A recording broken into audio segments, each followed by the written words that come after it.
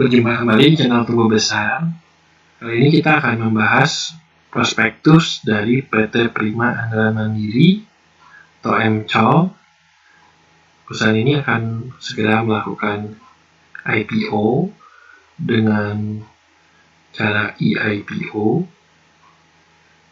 Kita akan coba melihat prospektusnya yang sudah kami ringkas di sini. PT Prima Andalan Mandiri sendiri berkedudukan di Jakarta Selatan, didirikan pada tahun 2005. Pada saat pertama kali didirikan, kepemilikannya PT EAM 60% dan PAU 40%. Kegiatan usaha utama dari perusahaan adalah aktivitas kepemilikan aset berupa saham dalam sekelompok anak perusahaan. Jadi dia semacam holding company.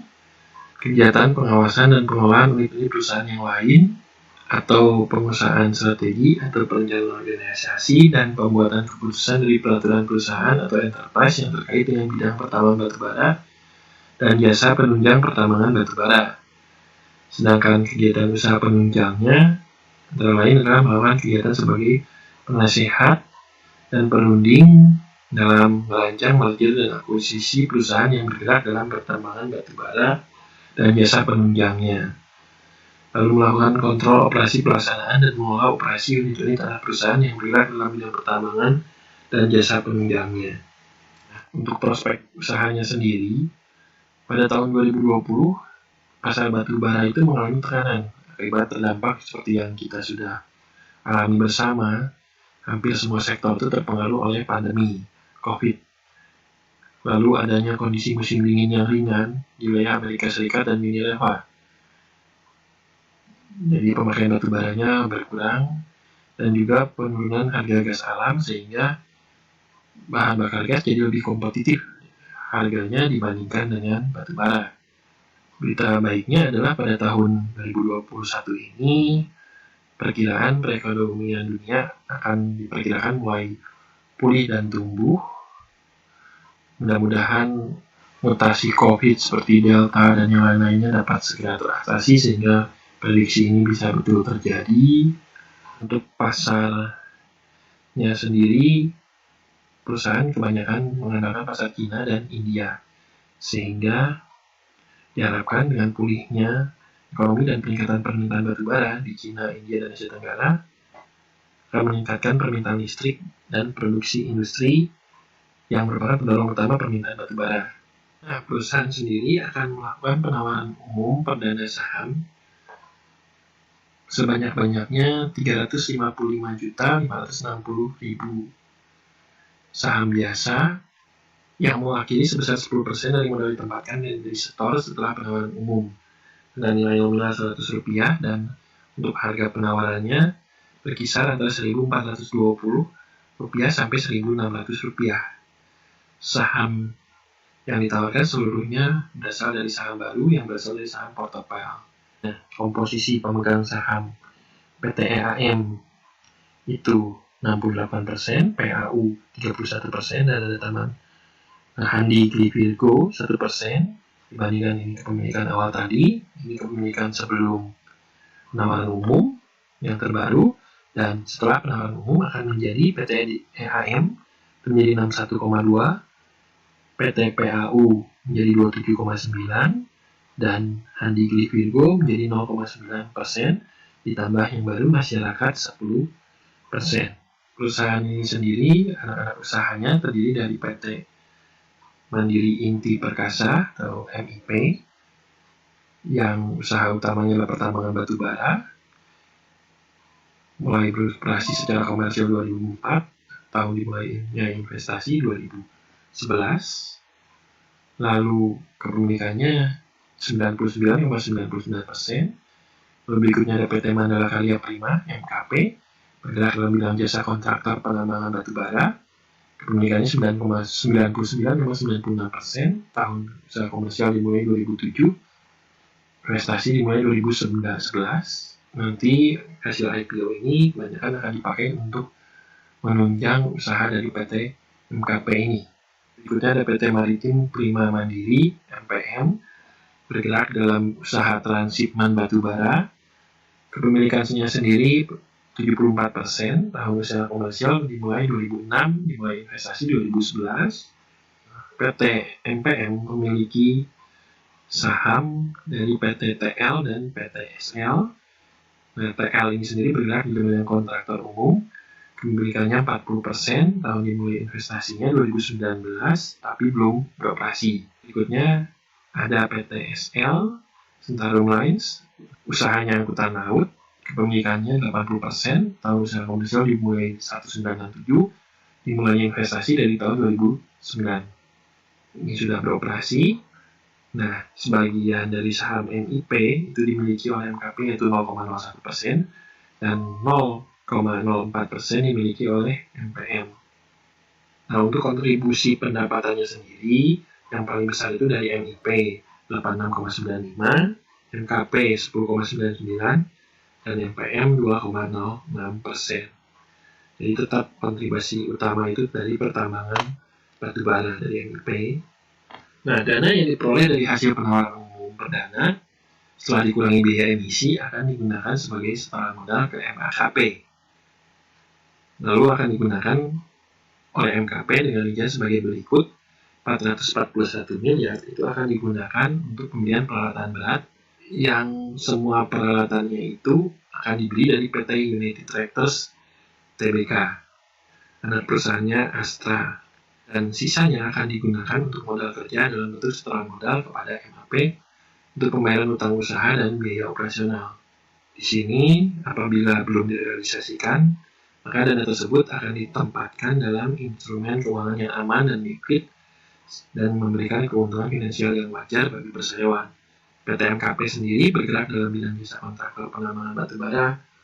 Mungkin dengan ditambahnya peralatan ini, perusahaan sudah memiliki rencana untuk ekspansi yang akhirnya akan meningkatkan juga pendapatan dari perusahaan secara keseluruhan.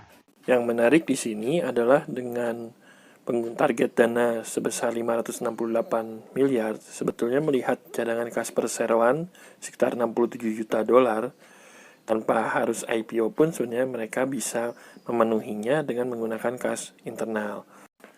Mungkin manajemen sudah menganggarkan untuk alokasi dana tertentu, misalnya bayar hutang atau pengembangan lainnya. Mudah-mudahan ini akan semakin mengembangkan perusahaan.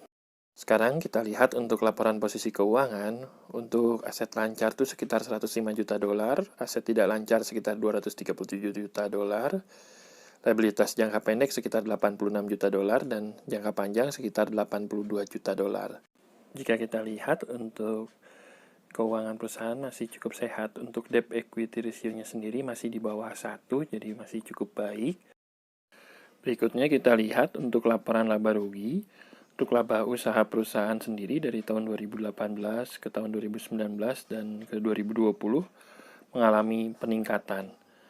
Jadi ini terutama dari 2018 ke 2019 ada peningkatan signifikan.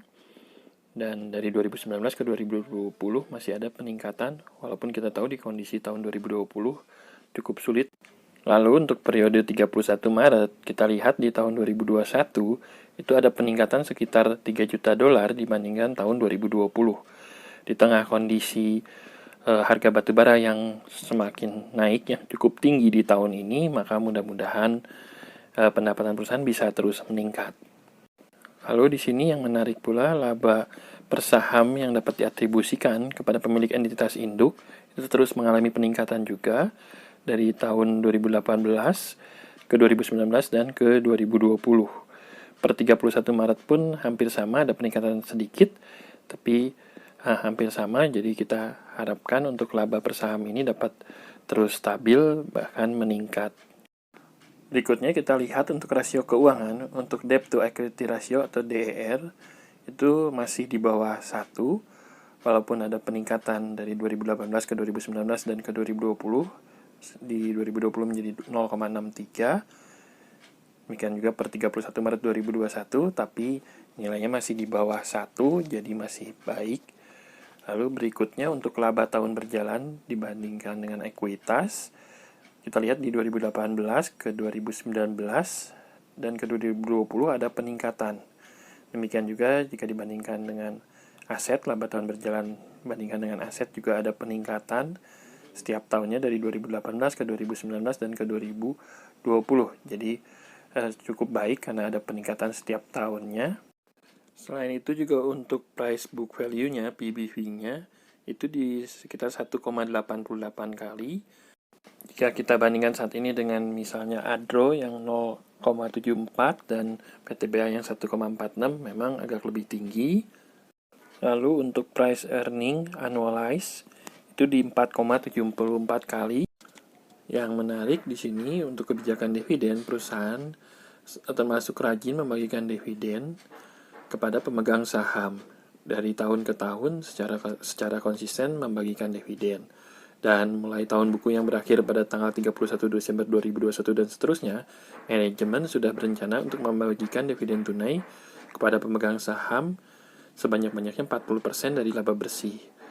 Nah, jika ini bisa dilaksanakan dengan konsisten, ini termasuk salah satu yang kita bisa pertimbangkan dalam membeli saham MCall ini. Berikut adalah jadwal penawaran umum perdana saham MCall. Untuk masa penawaran awalnya sendiri masih berlangsung sampai 16 Agustus, jadi kita masih punya cukup waktu untuk berpikir apakah kita ingin membeli saham ini atau tidak. Dan untuk jadwal-jadwal berikutnya dapat dilihat di sini. Untuk penjamin pelaksana emisi efek itu dilakukan oleh Buana Capital yang komisaris utamanya adalah Bapak Peter Tanuri dengan kode broker RF. Nah, demikianlah pembahasan untuk prospektus MCall kali ini. Untuk prospektus ini sendiri saya download dari website eipo.co.id. Nanti rekan-rekan jika ingin melihat langsung prospektus lengkapnya dapat juga download di sana.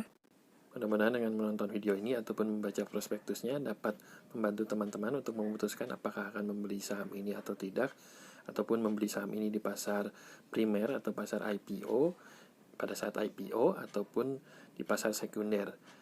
Nah, yang kita harus hati-hati bahwa tidak ada jaminan bahwa saham IPO itu akan pasti naik ataupun pasti turun. Jadi kita tetap harus berhati-hati dalam memutuskan untuk membeli ataupun tidak. Mudah-mudahan apapun yang rekan-rekan putuskan menjadi yang terbaik buat rekan-rekan. Dalam video ini sendiri sifatnya sharing dan edukasi, jadi tidak ada ajakan untuk membeli ataupun menjual saham. Jadi semuanya kembali ke pertimbangan rekan-rekan.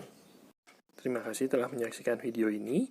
Jika berminat untuk melihat video-video kami berikutnya, bisa di-subscribe, dan juga dengan subscribe tidak dipungut biaya atau gratis, namun menambah juga semangat bagi kami untuk membuat video-video berikutnya.